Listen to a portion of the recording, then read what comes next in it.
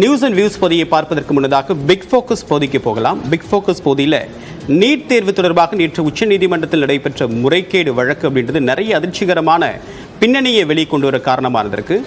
400 கோடி ரூபாய் மாணவர்கள் கிட்ட இருந்து கட்டணமாக வசூலிக்கப்பட்டிருக்கு. ஒவ்வொருத்தர்கிட்ட இருந்தும் 1750 ரூபாய் கட்டணமாக வசூலிக்கப்படக்கூடிய நிலையில் இந்த கேள்வித்தாள்களை ரிக்ஷாவில் எடுத்துட்டு போகிறது ஒரு வழக்கமான நடைமுறை தான் அப்படின்னு மத்திய அரசு தரப்பில் ஆஜரான வழக்கறிஞர் சொல்லியிருக்காரு.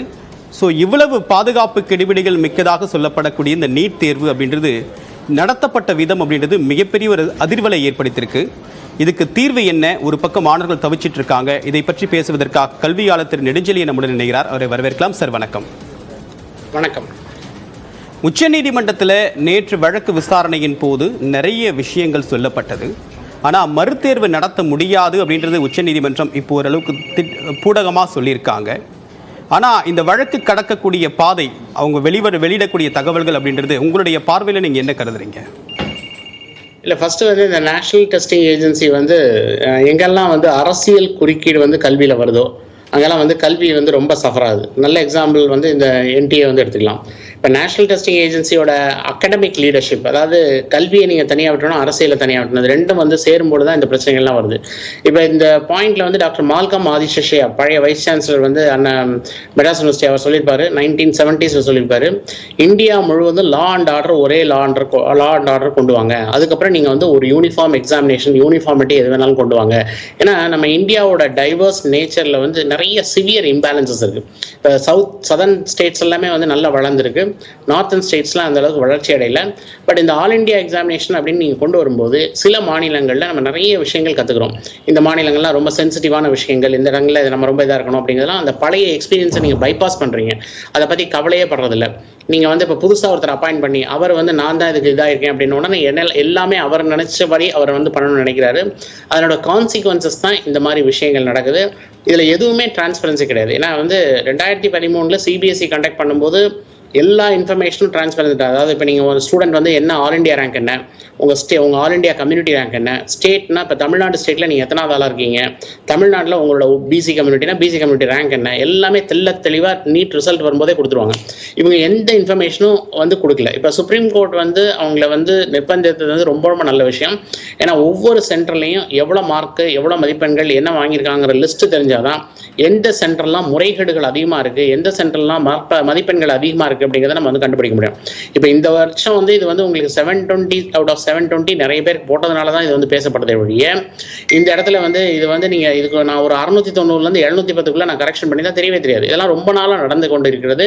இது வந்து வெட்ட வெளிச்சமாகிறது வந்து இந்த ஒரு காரணம் வந்து அப்படின்னு சொன்னாலும், இதில் இந்த முறைகேடுகள் வந்து ஏதோ ஒரு ரீசன்னால வந்து இது வெளியே வந்தது அப்படின்னா, இது வந்து ரொம்ப மாணவர்களை வந்து, அதாவது ஒரு மெரிட்டோ, ஒரு கஷ்டப்பட்டு படித்து வாழ்க்கையில் நல்ல மதிப்பெண்கள், ஒரு நேரடியாக, அதாவது எந்த ஒரு குறுக்கு வழி இல்லாமல் நல்லா படிக்கக்கூடிய மாணவரோட மெரிட்டை காம்ப்ரமைஸ் பண்ணோம் அப்படின்னா, இது வந்து நாடு வந்து நல்ல வளர்ச்சி பாதையில் போயிட்டு இருக்கா, அடுத்த ஜென்ரேஷனுக்கு நம்ம நல்ல டாக்டரை உருவாக்கி தரோமா, இதெல்லாம் எண்ணற்ற கேள்விகளை வந்து நம்ம வந்து பார்க்க கொண்டு வருது. உச்சநீதிமன்றத்தில் நிறைய பிரமாண பத்திரம் என்டிஏ தரப்பிலிருந்தும் சரி, ஐஐடியோடைய அந்த ரிப்போர்ட்ஸ் தரப்பிலிருந்தும் சரி, சென்ட்ரல் கவர்மெண்ட்டும் ஃபைல் பண்ணியிருந்தாங்க. இதில் அவங்க பொதுவாக சொல்லக்கூடிய விஷயம், ஒரு பெரிய அளவுக்கான முறைகேடு நடைபெறவில்லை அப்படின்றது 3 அமைப்புகளுடைய ஒரு ஸ்டாண்டாக இருக்குது. ஆனால் இந்த சென்டர் வைஸ் ரிசல்ட் அப்படின்றது எதை உறுதிப்படுத்தும்? இப்போ எடுத்திருக்கக்கூடிய ரிஃபார்ம்ஸ், நாங்கள் புதுசாக கமிட்டி அமைச்சிருக்கோம், சில இது வந்து ரொம்ப குறுகிய அளவில் தான் அந்த முறைகேடு நடந்திருக்கு அப்படின்றதுக்காக எடுத்திருக்கக்கூடிய ரிஃபார்ம்ஸ் அப்படின்றது போதுமானதாக இருக்கா? இல்லை, இந்த கமிட்டி வந்து நீங்கள் ஒரு டிரான்ஸ்பரண்ட் கமிட்டியை போடணும். உங்களுக்கு தெரிஞ்ச கமிட்டி மெம்பர்ஸை போட்டு நீங்கள் அவங்கள வந்து உங்களுக்கு வேணுங்கிற ரிசல்ட்ஸ் கொண்டு வரதெல்லாம் தட்ஸ் நாட் கரெக்ட். ஏன்னா இப்போ நீங்கள் வந்து ஒரு சென்டரில் 4 பேர் சென்டம் ஆனதுனால தான் தெரியுது. பட் அந்த சென்டரில் எவ்வளோ பேர் 690 700 பேசிக்கலி அந்த நான் சொல்கிற மாதிரி அந்த ரேஞ்சில், ஹை ரேஞ்சில் இருக்கான், மெடிக்கல் அட்மிஷன் கிடைக்கக்கூடிய மார்க்கில் இருக்கான் அப்படின்னா, அந்த மாணவர்கள்லாம் ஆல் இண்டியா கோட்டாவில் ஈஸியாக சீட் வாங்கிட்டு போயிடுவாங்க. இதில் வந்து யாரெல்லாம் மெரிட்டில் கஷ்டப்பட்டு படித்த மாணவர் ஆல் இண்டியா கோட்டா சீட்டை விடுற மாதிரி இருக்கும். அதனால் இது வந்து அது ஏற்புடையது கிடையாது. ஏன்னா நீட்டில் ஏகப்பட்ட முறைகேடுகள் நடந்து கொண்டிருக்குது. இந்த ஆண்டு மட்டும் இல்லை, இந்த ஆண்டு வந்து உங்களுக்கு இது அரசியலும் ரிசல்ட்ஸும் உங்களுக்கு வந்து ஒன்று வந்ததுனால தான் வந்து தெரிய வந்தது. பட் இது வந்து உங்களுக்கு இந்த தொடர்ந்து நடந்துட்டு இருக்குது. யூஜிலையும் நடக்குது, பிஜிலையும் நடக்குது. டாக்டர் ஆனந்த் ராய் அப்படின்னு சொல்லிட்டு வியாபம் கேஸ் அன்வர்ட் பண்ணார். அவர் நீட் பிஜி வந்து குருஷேத்ரா, கரக்பூர், லக்னோவில் வந்து எப்படி டிசிஎஸோட அயான் சென்டரை வந்து எடுத்து அவங்க டீம் வியூவரில் உட்காந்து பிஜிக்கு எழுதுறாங்க அப்படின்னு சொல்கிறாங்க. யூஜி பிஜி எல்லாமே இப்போ அதாவது நேஷனல் லெவலில் நம்ம ஒரு எக்ஸாம் கண்டக்ட் பண்ணக்கூடிய ஒரு ஃபெயிலியர் அப்படிங்கிறத நம்ம உலகத்துக்கே ப்ரூவ் பண்ணியிருக்கோம். அதனால் என்னையை பொறுத்த வரைக்கும் ஒரு தாழ்மையான வேண்டுகோள் என்ன அப்படின்னா, இந்த நீட்டையும் அபாலிஷ் பண்ணணும், என்டிஏவும் அபாலிஷ் பண்ணணும். இது ரெண்டையும் அபாலிஷ் பண்ணால் தான் வெளிநாடுகள் நம்ம போகக்கூடிய மாணவர்கள் உண்மையிலேயே படித்து வந்தார்களா இல்லை வந்து இந்த மாதிரி குறுக்கோளியில் வந்தாங்களா அப்படிங்கிற ஒரு தோற்றம் அப்படிங்கிறது வந்து மறைக்கப்படும். இல்லை இதையே நாங்கள் கண்டினியூ பண்ணுறோம், இதே தான் நாங்கள் வச்சுக்க போகிறோம் அப்படின்னா வந்து இது ஒரு அடுத்த ஒரு 10 வருஷம் கழிச்சு நம்ம மாணவர்கள், ஏன்னா நாங்கள்லாம் படிக்கும்போது இந்த உஸ்மானியா யூனிவர்சிட்டின்னு ஒன்று அடி வாங்குச்சு. இன்னைக்கு வரைக்கும் அந்த யூனிவர்சிட்டி ஒரு நார்மல் நேமை கொண்டு வரதுக்கு ரொம்ப சிரமப்பட வேண்டியது. அது மாதிரி வந்து விஷயங்கள் வந்து ஒரு இது நடந்துருச்சு அப்படின்னா தயவு செய்து அதை அபாலிஷ் பண்ணுறது எனக்கு நல்லது. அதனால வரக்கூடிய மாணவர்களோட நம்பகத்தன்மையை வந்து வெளிநாடுகள் வந்து வேற மாதிரி பார்க்காமல், நான் உள்நாட்டு பிரச்சனைலாம் பேசலை, வெளிநாடுகளில் நல்ல மெரிட் வாங்கி மாணவர்கள் இப்போ யூகே போய் படிக்கணும் இல்லை பிளாப் எழுதியோ யூஎஸ்எம்எல் எழுதி போகணும் அப்படின்னா அந்த மாணவர்கள் வந்து அஃபெக்ட் பண்ணப்படுகிறார்கள் அப்படிங்கிறது வந்து நம்ம உள்கருத்தில் வாங்க வேண்டியிருக்கு. ஆனால் இதில் ஒரு மெரிட் வந்து காம்ப்ரமைஸ் ஆகுது. ஆனால் நீட் வரும்போது மெரிட்டே காம்ப்ரமைஸ் ஆகாதுன்னு சொல்லி இப்போ நீட்டில் இவ்வளோ குழப்பங்களா அப்படிங்கிற வியப்படைகிற அளவுக்கு பண்ணியிருக்கு. அப்படின்னா நம்ம அந்தந்த ஸ்டேட்டுக்கு நீங்கள் வந்து, ஏன்னா ஒரு கவர்னன்ஸ் அப்படிங்கிறது இப்போ நீங்கள் நேஷனல் லெவலில் பண்ணக்கூடிய வி ஆர் அன்ஃபிட் அப்படிங்கிறத வந்து நம்ம ப்ரூவ் பண்ணிட்டோம். அதனால் இன்னும் வந்து நம்ம போட்டு இதை பண்ண போகிறோம் அதை பண்ண போகிறோம் அப்படின்னு சொல்லி இது பண்ணுறதை விட இந்த மாதிரி ஒரு இன்ஸ்டிடியூஷன் அது கவர்மெண்ட்டே எடுக்கிறது தான் கரெக்டாக இருக்கும். கோர்ட்டுக்கு போய் முறைகேடு பண்ணி நம்ம கோர்ட் வந்து இதை வந்து அக்செப்ட் பண்ணி அவங்க டெசிஷன் மேக்கிங், பட் கோர்ட்டோட இந்த முடிவு வந்து மிக மிக வரவேற்கத்தக்கது.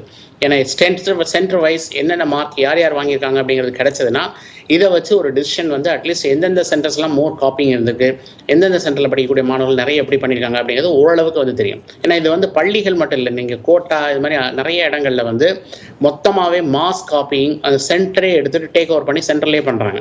இதெல்லாம் வந்து இந்த முறைகேடுகள் வந்து நம்ம வெளியே தெரிவதற்கு இன்றைக்கி மத்தியானத்துக்குள்ளே நமக்கு இந்த ரிசல்ட் வந்துச்சுன்னா அதை வச்சு நீங்கள் ரிசர்ச் பண்ணி தான் இதை சொல்ல முடியும். நம்ம ஜஸ்ட் பார்த்த உடனே நம்ம ஏன்னா அந்தந்த சென்டரில் எழுதக்கூடிய மாணவர்கள் வந்து பார்த்தாங்கன்னா கூட ஓரளவுக்கு பொது தளத்தில் இதெல்லாம் வந்து இன்ஃபர்மேஷன் வந்து வெளியே வருவதற்கு வாய்ப்புகள் இருக்குது. சரி, இப்போ நாடு முழுக்க அந்த நீட் தேர்வுக்கு எதிரான அந்த முறைகேடு தொடர்பான ஒரு அதிருப்தி அப்படின்றது ஏற்பட்டிருக்கு. தமிழ்நாடு அரசு நீட் ஒழிப்பு அப்படின்றதான் ஒரு பிரதான கொள்கையாக முன்னிறுத்திருக்காங்க. இந்த தருணத்தை தமிழ்நாடு அரசு எப்படி பயன்படுத்திட்டு இருக்கு, எப்படி பயன்படுத்தணும்னு நினைக்கிறீங்க? இல்லை, தமிழ்நாடு அரசு என்ன பண்ணணும்னா சென்ட்ரல் கவர்மெண்ட் வந்து unfit to be examination conducting அத்தாரிட்டிக்கு வந்து அவங்களுக்கு ஒரு அன்ஃபிட், அவங்களுக்கு வந்து குவாலிஃபை இதே இல்லை, எங்கள் ஸ்டேட்டில் நாங்கள் நிறைய பண்ணியிருக்கோம் அப்படிங்கிறத வந்து அவங்க ப்ரூவ் பண்ணுறதுக்கு இதில் ஒரு நல்ல சான்ஸ் வந்து இதை வந்து ஒரு, ஏன்னா இன்றைக்கி வந்து இதுக்கு கவர்னர் அப்ரூவல் வாங்கலை, நிறைய விஷயங்கள் வந்து எல்லாமே அரசியல் சூழலில் போய் இது வந்து இந்த மாதிரி வழக்குகள் வந்து தங்கும்போது அது மாணவர்கள் வந்து வெகுவாக பாதிக்குது. அதனால் நான் என்ன ரெக்வஸ்ட் பண்ணுறேன் அப்படின்னா கவர்மெண்ட் வந்து நீட்டை கேன்சல் பண்ணுறதுக்கு எத்தனையோ வகைகள் இருக்குது, எத்தனையோ வழிகள் இருக்குது. நீட் வரும்போது மெரிட்டை காம்ப்ரமைஸ் பண்ணவாது அப்படின்னு சொன்னாங்க. இப்போ நான் ஒரு 600 மார்க் வாங்கி என்னோட கம்யூனிட்டியில் 601 கட் ஆஃப் அப்படின்னா எனக்கு பணம் இல்லைன்னா நான் உள்ளே போய் சேர முடியாது. Even government quota and self financing காலேஜ்லேயே. அதாவது இன்றைக்கி நல்ல தரமான மருத்துவர்கள் வந்து இருக்காங்க. இந்த மருத்துவர்கள் ரிட்டையர்ட் ஆகி போகிறதுக்கு முன்னாடி இங்கே யங் பாப்புலேஷனை நம்ம வந்து பணம் கொடுத்தா தான் படிக்கணும் அப்படிங்கிற அந்த மெரிட்டை காம்ப்ரமைஸ் பண்ணாமல் ஒரு 600 மார்க் வாங்கின பையன் 580 வாங்கின பையனுக்கு பணம் இல்லைன்னா அரசே பணத்தை கொடுத்து படிக்க வச்சு 5 வருஷம் அந்த பையனை பாண்டோ 10 வருஷம் பாண்டோ இது பண்ணால் 10 வருஷத்துல தமிழ்நாடு உலகத்துக்கே ஒரு சிறந்த மெடிக்கல் ஹப்பா இருக்குங்கிறதுல எந்த மாற்று கருத்தும் கிடையாது. அப்படி பண்ணலைன்னா நம்ம அடுத்த ஜென்ரேஷனுக்கு நல்ல டாக்டர் கொடுத்துட்டு போல 150 இந்த மாதிரி குறுக்கோளியில் வந்தாங்க. ஏன்னா இது கோடி கணக்கில் பணம் பொருள்னால தான் முறைகேடுகள் வந்து அதிகமாக இருக்குது. எங்கெல்லாம் மெரிட்டில் போகிறதுக்கு நீங்கள் வந்து ஒரு இது பண்ணீங்க அப்படின்னா மெரிட்டை வந்து குவாலிட்டியை காம்ப்ரமைஸ் பண்ணாமல் நம்ம மாணவர்களை வந்து நல்ல முறையில் கொண்டு போச்சு அப்படின்னா இந்த மாணவர்கள் வந்து எதிர்காலம் நல்லாயிருக்கும். ஏன்னா எனக்கு தெரிஞ்ச வரைக்கும் இந்த முறைகேடுகள் இதை தாண்டி நம்ம விஷயங்கள் பணம் இல்லைன்னா நீங்கள் மெரிட் பணம் இருந்தால் தான் நீங்கள் வந்து போதும் அப்படின்னா 160 மார்க் 200 மார்க் வாங்கின பையன்லாம் மெடிசன் படிக்கிறான்னா 600 மார்க் வாங்கின பையன் பணம் இல்லைன்னு விட்டு கொடுத்து வரான்னா இது வந்து மெரிட்டை கம்ப்ளீட்டாக காம்ப்ரமைஸ் ஆகுது. இதை வச்சும் நீங்கள் நீட்டை கேன்சல் பண்ணலாம், இந்த முறைகேடுகளை வச்சும் கேன்சல் பண்ணலாம். இது ஈக்குவல் அக்சஸ் வந்து கொடுக்குறது இல்லை. ஆல் இண்டியா கோட்டாவில் நம்ம ஸ்டூடெண்ட்ஸ் வந்து தவறாங்க. நீங்கள் 15% ஆல் இண்டியாவில் அவங்க காப்பி அடிச்சு கூட வந்துருப்பாங்க. அட்லீஸ்ட் நீங்கள் இங்கே இருக்கிற 85% மெரிட்டை வந்து நீங்கள் என்ஷூர் பண்ணணும். ஏன்னா நாங்கள் நுழைவுத் தேர்வு கமிட்டிக்கு டாக்டர் ஆனந்த கிருஷ்ணன் சார் அவங்க வந்து ஒர்க் பண்ணும்போது அது நாங்கள் ஒரு 5 வருஷம் டேட்டா எடுத்து அனலைஸ் பண்ணி அந்த டேட்டா வந்து என்ன சொல்லுச்சுன்னா எவ்ரி 4 இயர்ஸ் நீங்கள் ஒன்ஸ் ஒரு மாற்றங்களை கொண்டு வந்துட்டே இருக்கணும். இல்லைன்னா ஏதாவது ஒரு புது முயற்சிகள் எடுத்து இவங்க காப்பி அடிக்கிற ரூட்லாம் கிளியர் பண்ணிடுவாங்க. அதனால் இதுக்கு வந்து நீங்கள் என்ன செய்யணும்னா எவ்ரி 4 இயர்ஸ் நீங்கள் வந்து ஸ்டாட்டிஸ்டிக்கலாக ரிவ்யூ பண்ணணும், எக்ஸாமினேஷனை ரிவ்யூ பண்ணணும். ஐஐடி கொண்டு வர மாதிரி ஐஐடியில் இப்போ என்னென்னா ஜேஇ அட்வான்ஸ் எக்ஸாமினேஷன் என்னைக்கு உங்களுக்கு பேட்டர்ன் தெரியும்னா அன்னைக்கு எக்ஸாமினேஷன் அன்னைக்கு போய் நான் சிஸ்டமில் ஆன் பண்ணால் தான் இது என்ன பேட்டர்ன் தெரியும். அப்படி மாதிரி ஒரு மெரிட்டை வந்து காம்ப்ரமைஸ் பண்ண வேண்டாம். இந்த குவாலிட்டி வந்து டாக்டர்ஸ் இருந்தால் தான் அடுத்த ஜென்ரேஷன் நல்லா வந்து ஒரு எதிர்காலம் இருக்கும். நம்ம முன்னோர்கள் நமக்கு ஒரு நல்ல ஒரு எதிர்காலத்தை உருவாக்கி கொடுத்துருக்காங்க. நம்ம அடுத்த சந்ததியினருக்கு அது மாதிரி கொடுக்காம போகிறோங்கிறது மிகுந்த வேதனை தருகிறது. ஒரு பக்கம் உச்ச நீதிமன்றத்தில் வழக்கு நடந்துட்டு இருக்கு, மாணவர்கள் இந்த வழக்குடைய முடிவுக்காக காத்துட்டு இருக்காங்க. உங்களுடைய பார்வையில் மாணவர்கள் என்ன செய்யலாம்? இல்லை, மாணவர்கள் வந்து இந்த இந்த பேட்ச் வந்து ரொம்ப சஃபர் ஆகிறாங்க. இந்த பேட்ச் மட்டும் இல்லை, இதுக்கு முன்னாடியும் வந்து நிறைய பேருக்கு தெரியாமல் இருந்தது. இது வந்து நான் தெரிய வந்ததுனால மாணவர்கள் ரொம்ப கஷ்டப்படுறாங்க. மாணவர்கள் இதுக்கப்புறம் எப்படி எடுத்துப்பாங்க? ஏன்னா இப்போ வந்து ஒரு பையன் வந்து நல்லா படித்து ஒரு 50 பேர் நல்ல மார்க் வாங்கியிருக்க இடத்துல ஒரு 200 பேர் வந்து அவனோட காப்பி அடித்து குறுக்கு வழியில் மேலே வந்துட்டாங்கன்னா இந்த மாணவர் வந்து பின்தங்கி போயிடுறார். இந்த மாதிரி விஷயங்கள் வந்து இது மாணவர்களோட எதிர்காலத்தை வந்து வெகுவாக பாதிக்கிறது. நாட்டின் வந்து பேசிக்கலி கண்ட்ரியோட கிரெடிபிலிட்டி அவுட் சைடு வந்து நீங்கள் வந்து இந்த கண்ட்ரியில் இப்படி தான் இருக்கும், எல்லாமே ஃப்ராடு தான் அப்படிங்கிற மாதிரி நீங்கள் ஒரு எஸ்டாப்ளிஷ் பண்ணுறதை வந்து ஒரு வாய்ப்பை வந்து உருவாக்கி கொடுத்துருக்கோம். இது வந்து ஒரு நாடு வந்து ஒரு நல்ல ஒரு இதுக்கு வந்து போயிட்டுருக்கு அப்படிங்கிறது வந்து எதுலையுமே வந்து ஒரு கிரெடிபிலிட்டி நம்பகத்தன்மைங்கிறது வந்து இழந்துடும். சில மாணவர்கள் நல்ல மெரிட்டோரியஸ் ஸ்டூடெண்ட்ஸ் கூட நம்ம நீட்டை படிக்கிறத விட்டு நான் வேறு எதுக்கு போயிடுறேன் அப்படிங்கிற மாதிரி போகக்கூடிய இது வந்து நாங்கள் இப்போ பார்க்குறோம். ஆனால் இது கவர்மெண்ட் வந்து எல்லா ஒரு 360 டிகிரி பெர்ஸ்பெக்டிவில் பார்த்து சுப்ரீம் கோர்ட்டும் டெஃபினட்டாக அது நல்லா பண்ணுவாங்க. இன்னும் அது வந்து ஒரு மிகச்சிறந்த நல்ல முடிவை தருவாங்க அப்படிங்கிற ஒரு நல்ல ஒரு பாசிட்டிவாக நம்ம வந்து வெயிட் பண்ணலாம். ஆனால் மாணவர்கள் வந்து தயவுசெய்து வந்து நான் எல்லாத்தையும் சொல்கிறது நீட்டுன்னு சொல்லி நீங்கள் ரிப்பீட் பண்ணாதீங்க. எல்லா எக்ஸாம் எழுதுங்க, எக்ஸாமினேஷன் எக்ஸ்பீரியன்ஸ் கெயின் பண்ணுங்கள். ஏன்னா இப்போ நான் ஒரு வருஷத்துக்கு 200-300 மாணவர்களை பார்க்குறேன். ஜேஇ எழுதி அட்வான்ஸ் எழுதி ஐஐடி வாங்குறாங்க. அதே மாணவர் நீட்லேயும் நல்ல கவர்மெண்ட் மெடிக்கல் காலேஜ் வாங்குறாங்க. உங்கள் பிரெயினோட ஃபுல்லஸ்ட் கெப்பாசிட்டியை ட்ரை பண்ணுங்கள். நீங்கள் வந்து பேக்கப் ஆப்ஷன்லாம் கரெக்டாக வச்சுக்கோங்க. எனக்கு நீட் இல்லைன்னா என்ன பண்ணணும்? நீட் ஒன்று தான் வந்து என் ரூட்டுன்னு கிடையாது. நீங்கள் இன்ஜினியரிங் எடுத்து கூட மெடிசன் போகலாம், மெடிசன் எடுத்து கூட நீங்கள் இன்ஜினியரிங் போகலாம். அது மாதிரி நிறைய ஆப்ஷன்ஸ் இருக்குது. ஆப்ஷன் தெரியாத காரணத்தினால நம்ம இந்த மாதிரி ஒரே இடத்துல போய் இந்த கமர்ஷியல் வேர்ல்டில் ட்ராப் ஆகி நம்மளோட எதிர்காலத்தை தொலைக்காதீங்கிறது என்னோட தாழ்மையான வேண்டுகோள்.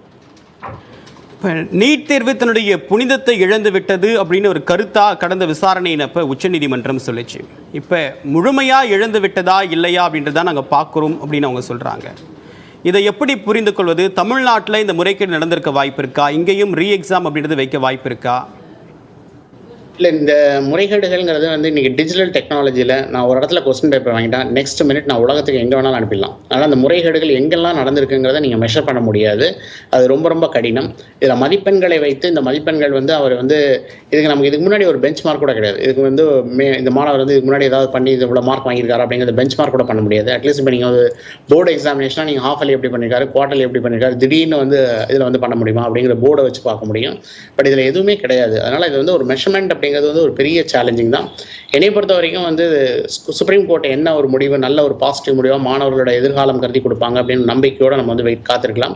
பட் மாணவர்களுக்கு நான் ரிக்வஸ்ட் பண்ணுறது, பெற்றோர்களுக்கும் நீட் மட்டும்தான் சொல்யூஷன் கிடையாது. நாங்கள் நிறைய ஸ்டூடெண்ட்ஸை வந்து பயோ டிசைனில் அனுப்பியிருக்கோம். அது மாதிரி நிறைய துறைகள் வந்து இதில் இருக்குது.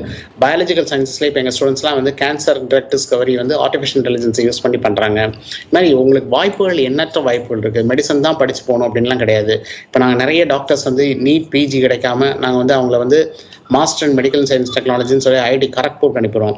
இது மாதிரி துறைகள் வந்து ஆல்டர்னேட்டிவே நீங்கள் பார்க்க ஆரம்பிங்க. இன்றைக்கி தொழில்நுட்ப வளர்ச்சிகள் வந்து எல்லா துறைகளிலும் அபரிதமான வளர்ச்சிகள் இருக்குது. ஆனால் நீங்கள் வந்து இது நீட்டோட புனிதத்தன்மைங்கிறது கம்ப்ளீட்டாக இதோட முடிஞ்சது. இதுக்கப்புறமா நம்ம நீட்டோ இல்லை என்டிஏங்கிற பாடியை கொண்டு வந்தால் வெளிநாடுகள் நம்ம பார்க்கக்கூடிய விஷயங்கள் ரொம்ப ரொம்ப மாணவர்களை வந்து பாதிக்கும்.